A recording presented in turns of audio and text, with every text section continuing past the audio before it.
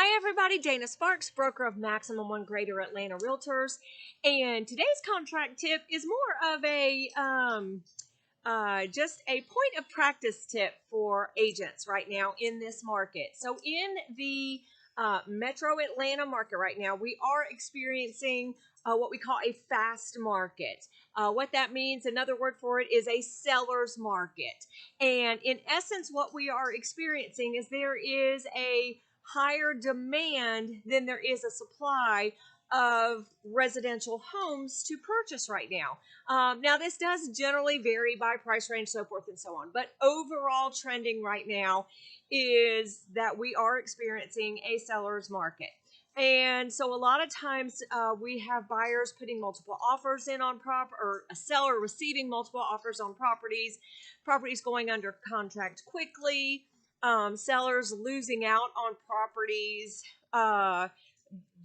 because it's a multiple offer situation, so forth and so on. So just wanted to have a brief contract tip video about how to address this situation right now with your professionally, and some discussions to have with the buyers and with the sellers. So a couple of things is you definitely want to explain what is going on to your clients, both to your buyers and to your sellers, to let them know what the trends are. You'll want to look up the statistics through the MLS services. Both FMLS and Georgia MLS have great statistics that you can look up to see the absorption rate, or what the time on market is for properties in the area and in that price range. But you want to have a discussion with your buyers regarding what's going on. Additionally, you want to get your buyers as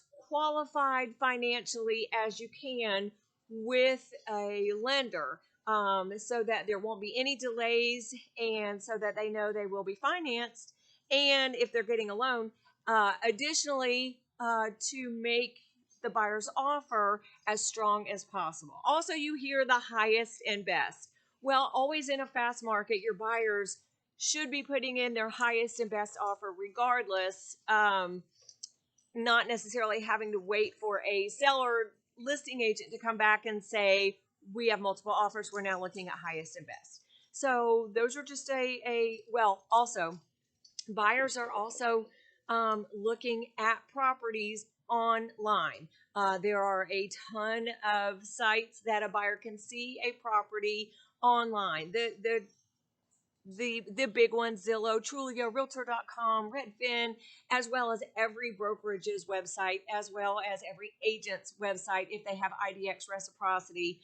There are a lot of places where the public consumer can see properties for sale online. So make sure you have that discussion with your buyer, that those online what they have to see online is not necessarily real-time data. All of those online companies sweep, so to speak, from the MLS services, but it's not depending on the algorithms and the time that they access those services, and if it's a new listing, if it is a change in a listing, if it is a back on the market, or so forth and so on. The information online is not necessarily the most current, up-to-date information.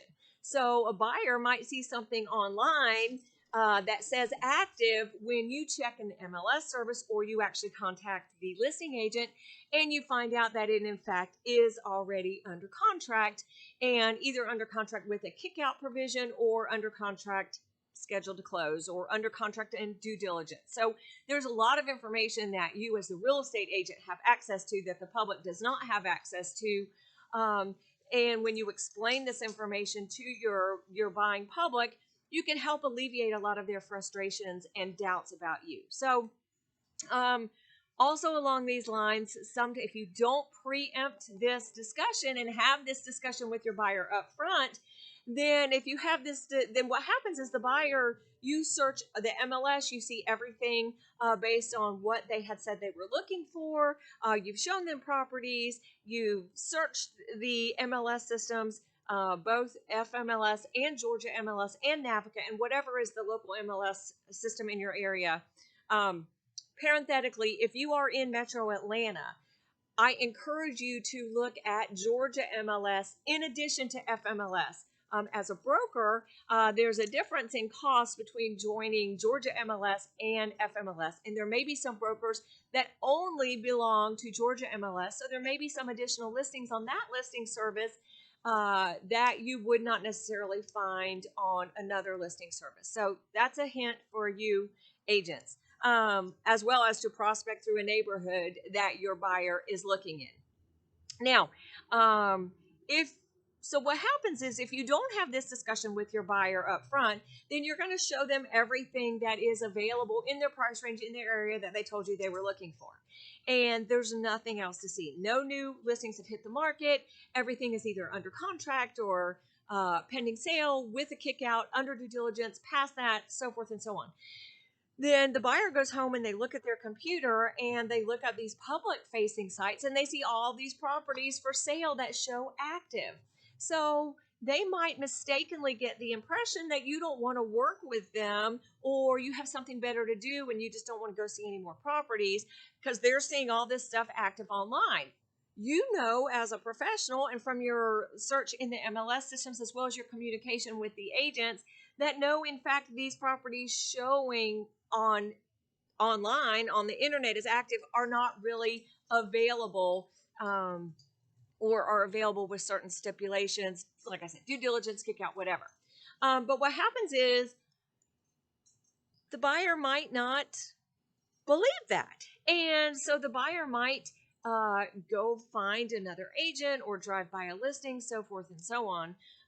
And we know from statistics, from NAR statistics, that a sign call, that buyer, it's less than 1% of those buyers that actually buy a property.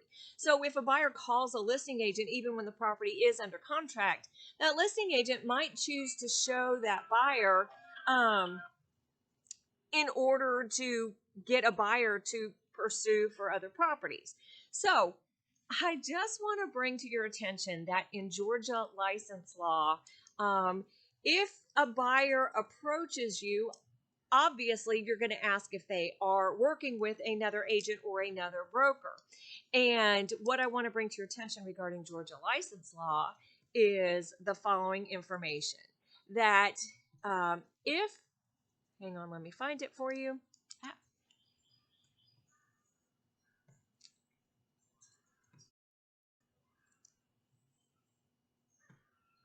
So, per Georgia license law, and the actual law is Official Code Georgia annotated 43 40 25B 13 and OCGA 43 40 25B 26. And basically, what that says is if you have reason to believe that a public person has an outstanding brokerage relationship with another broker, that you must confirm the termination of that previous brokerage relationship with that former broker prior to working with the public person in a real estate capacity. So, in other words, if a buyer comes up and you say, "Great, I'd love to work with you. Have you signed anything, or have you been working with another agent?" And if that buyer says, "Well, I fired that agent," what on earth does that mean?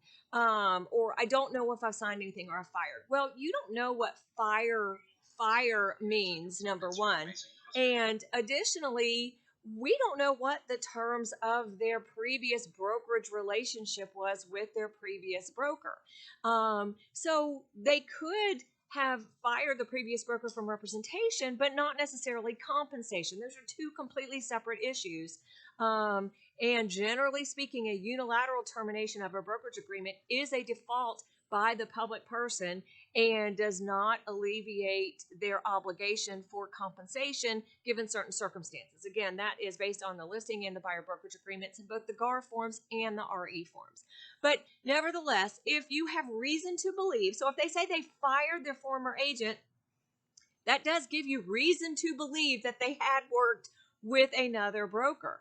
Then per license law, and this is a maximum one realty policy, and if you are not a maximum one agent, this is still license law. So please check with your own broker. But the policy is that you you need to confirm with the previous broker that the public person has in fact terminated that agreement prior to your signing a brokerage agreement with our brokerage. So for a seller, it's a little bit easier to confirm through the MLS services. For a buyer, you would need a copy of their termination agreement from the previous broker and send an email to the previous broker that says, blank name of buyer has approached me for representation regarding real estate transactions. I have reason to believe that this buyer has terminated the brokerage agreement with your firm in compliance with license laws OCGA 4340-25B 13 and 26, please confirm the termination. If I do not hear back from you within 24 hours, I will accept the non-response as confirmation of the termination of the brokerage agreement with your firm. If the buyer does not supply you with the contact information or name of the previous agent or broker, then there is a document that they should sign saying, I, fill in the name of the buyer, affirm that I have no written obligation to work with any other broker for my real estate needs. This verbiage is also contained in the brokerage agreements. All parties agree to indemnify and hold agent and brokerage harmless from and against all claims, injuries, suits, and damages arising out of the parties' answer to the above choices. Again, if you are a maximum one agent, that form and that information is contained in the reference section of Paperless Pipeline. If you're not a maximum one agent, please, again, know that's license law and have a conversation with your broker regarding policies and procedures on that. So that's one thing. And the reason is not to punish any agents or prevent any agents from getting business, but is to avoid a public buyer or seller from having to pay a commission on a defaulted brokerage agreement. So that's the reasoning behind that law. Please check that out. Now, if you are a listing agent in this fast market, I strongly suggest that your sellers negotiate not only a primary contract, but also a backup contract. So you would negotiate completely two contracts from two different buyers. One would be primary and the other would be backup. You fully negotiate the backup contract, and you would use the backup contingency exhibit. And the GAR form for this is F604, and it is the backup contingency exhibit. And you will notice in this form, it has verbiage that it is the binding agreement date is when the buyer and seller sign the contract, just like the definition and notice of that acceptance, just like the definition of any binding agreement date. That is the binding agreement date of this backup offer. However, with the backup contingency agreement, except for earnest money, so earnest money, unless the buyer and seller agree otherwise, is due from the time frame from that binding contract date. But all the other contingency timeframes in the contract are timed from the point that the seller gives notice to the backup buyer that the primary contract has terminated and they are now in primary position. Again, read through that document so you understand the timing and the time frames for all of that. The backup contingency exhibit in the RE forms is RE252, backup contingency exhibit. So again, take a look at those. The reason I urge sellers to take a backup is, number one, a buyer can terminate a backup prior to being made known that they're primary. And again, there's protections for the buyer in there.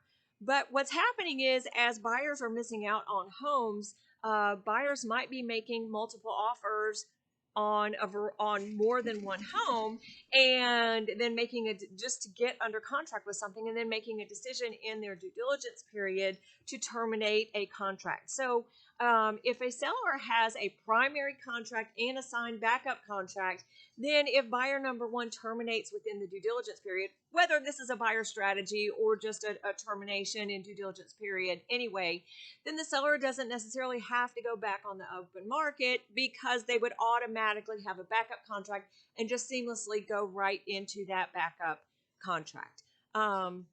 So again, this is a discussion to have, a couple things for you to think about as an agent, and a discussion to have with your buyers and with your sellers, as well as with your lenders, making sure that you get your buyers as qualified as much through the financing process as possible, that everything that you can do prior to making an offer so that their offer is a stronger offer, and perhaps you can have a shorter closing time, and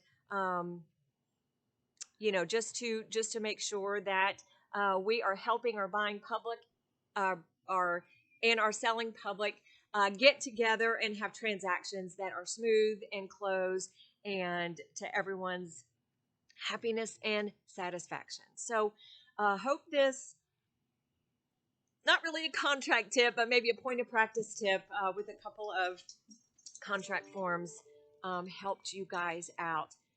One more strategy, actually, or one more thought. If you have a buyer and a buyer is making offers and going under contract with more than one seller at a time, please note that they are, if you negotiate on those offers for earnest money and you have the earnest money held by one holder, each contract is going to need separate earnest money. You can't have the holder have one pot of earnest money that is applicable to more than one contract.